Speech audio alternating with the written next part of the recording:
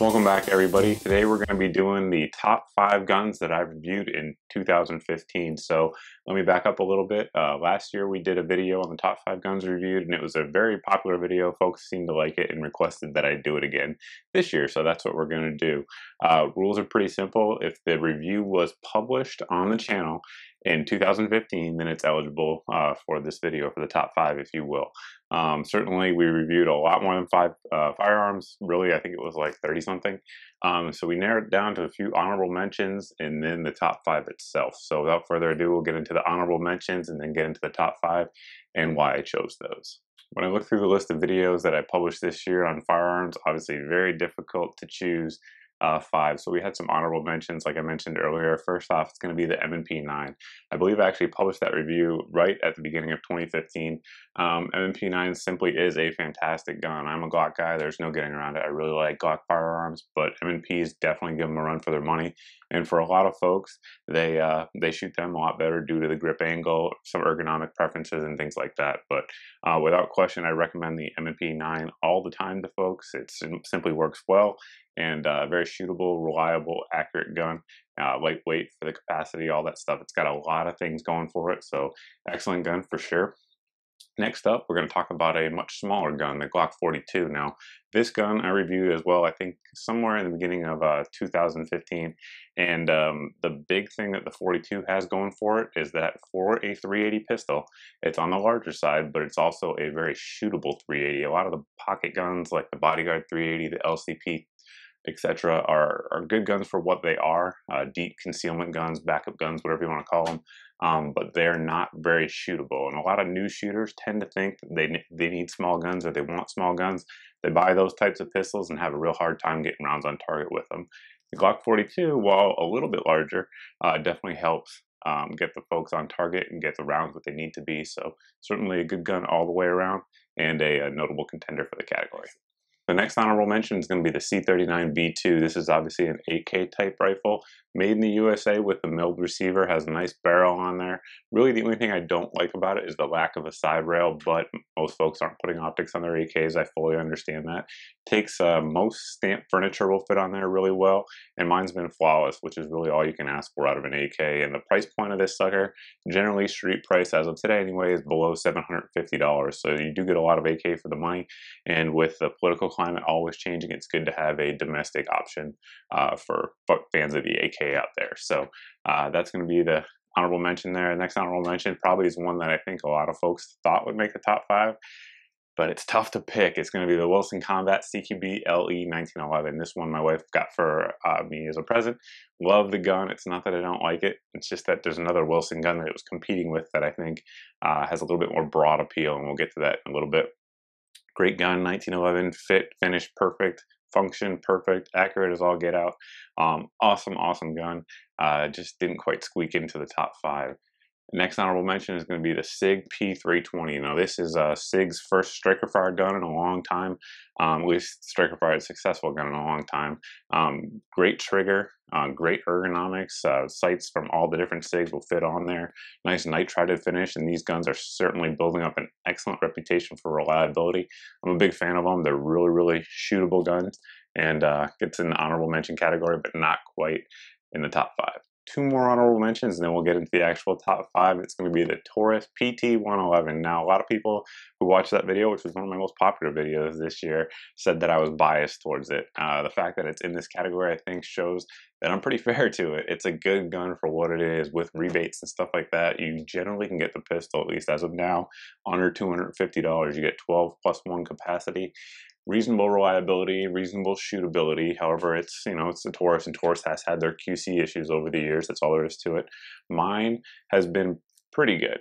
Had a few malfunctions, which I certainly don't like. But again, for a $250 or less gun, it's a pretty decent option out there for folks who don't have the money to pick up a little bit of a higher end gun. We're going to bump up the price here just a little bit and take a look at another bargain gun, which is the C39B2. Excellent gun. Most places this one's coming in under $350, someplace right around $300. Now this is a larger frame gun. I believe 4-inch barrel offhand.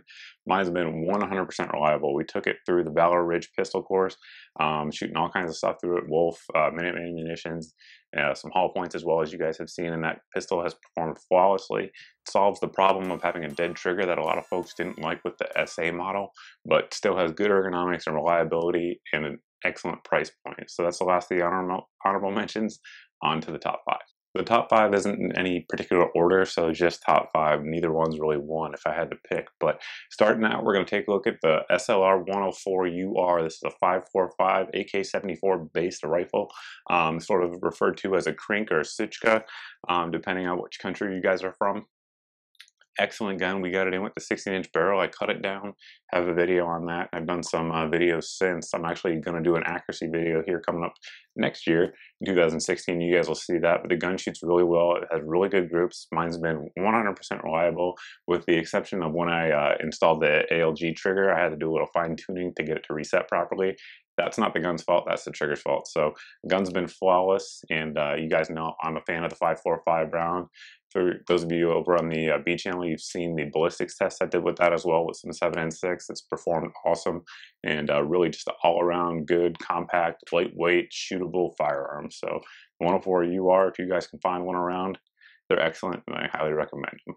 Next up in the top 5 is the CZ Scorpion Evo Pistol, which I've turned into an SBR rifle. Chambered in 9mm, this sucker is a direct blowback gun. Very, very simple operation, which I tend to like because simple tends to work. Mine's been 100% reliable with any kind of ammo we put through it. Has either 20 or 30 round magazines with it. I actually have the folding stock kit in. You guys will see some videos on that next year as well, and you'll also see an accuracy video coming up where I shoot some groups with it out at distance to show you what kind of accuracy you can expect out of that little sort of sub gun. Hopefully we'll get a suppressor on there too and run some video like that. But all around, just an awesome gun, really fun to shoot. You can have just really, really quick follow-up shots, particularly with the stock on there. You can just hammer steel, and 9mm, easy to reload. There's a lot of things going for it for sure. The third gun in my top 5 is going to be the FNS 9C. This is the compact version of the FNS pistol that I reviewed here as well. I really like the FNS series. The FNS has a lot of things going for it. The one thing it doesn't have going for it is a good marketing department. FN's marketing department, in my opinion, not too good, because they have this gun, which is a fantastic firearm, both the compact and the full size. And a lot of folks out there don't know about it. There's not a lot of aftermarket support. They don't get a lot of mags out there for them. But if you have one, if you have the mags and you have some sights on there like we do, I think we put the Mrgunsngear on there from Brownells, and it is just an awesome gun. 12+1 capacity with magazine in there, and I mean, mine's been 100% reliable, super soft recoiling gun, relatively low bore access, and the grip just sticks to your hands. A lot of things I really like about it. This gun's been added to my concealed carry rotation. I'm absolutely a fan of it, and really, if more people know about it, I think it'd be more popular. Moving on from a compact gun, we're going to take a look at a carbine here. We have the Bravo Company Recce 16. This rifle here is just awesome. Not only does it really look cool with the burnt bronze Cerakote on there, but it performs great as well. It has the FN made barrel.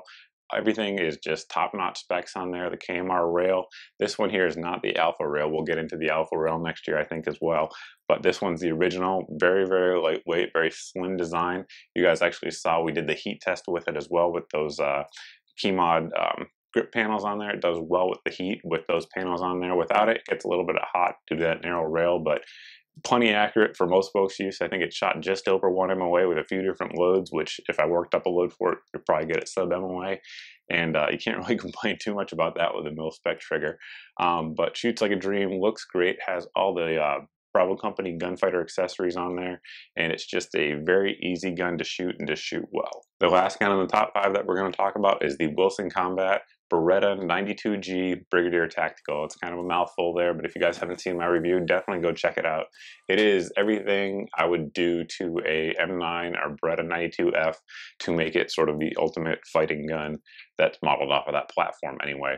It's a G model, so the safety cannot be accidentally engaged, and even if it is, it decocks it, so you can go back in the double action mode so your gun won't not go bang when you want it to, which is one of the principal complaints of the 92 for a lot of folks out there. It has Wilson Combat grips, Wilson Combat sights, which I really like. That U-notch rear tritium front sight really helps get you on target quickly, at least it does for me. Has nice checkering up front, has the Brigadier slide, which is a little bit heavier, helps soften recoil, which the 92 is a very soft shooting gun already.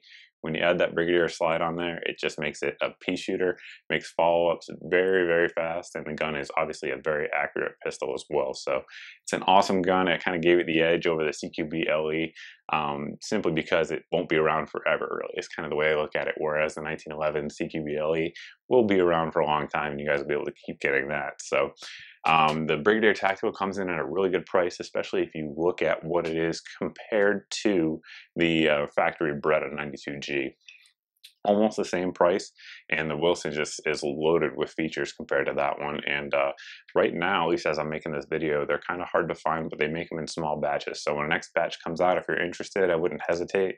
Great guns and somewhat hard to find. Well, that's about it. We had the honorable mentions, the top 5, some guns that I didn't mention at all. I'm sure you guys are going to pick up that night and go through my video list and look at the guns I reviewed. It's not that I don't like the ones that didn't get an honorable mention, it's just that I had to make this video sort of short for time purposes anyway. A lot of rambling in here, but these are some of the better guns, or guns that I really prefer anyway, of 2015. If you guys have guns that you've picked up in 2015 that you really like, post below down in the comment section. Folks can discuss it. If you think there's guns that I missed that were honorable mentions, should have been in the top 5, or top 5 that shouldn't have been in the top 5, whatever the case may be, you guys can post that down in the comment section as well. We will be doing a top 5 gear video, because I did that last year, and again, you guys really liked it, so stay tuned for that. It shouldn't be too far out in the future, but as always, guys, thanks for watching. Thanks for subscribing. I really, really appreciate it, and we hope to see you in the next video.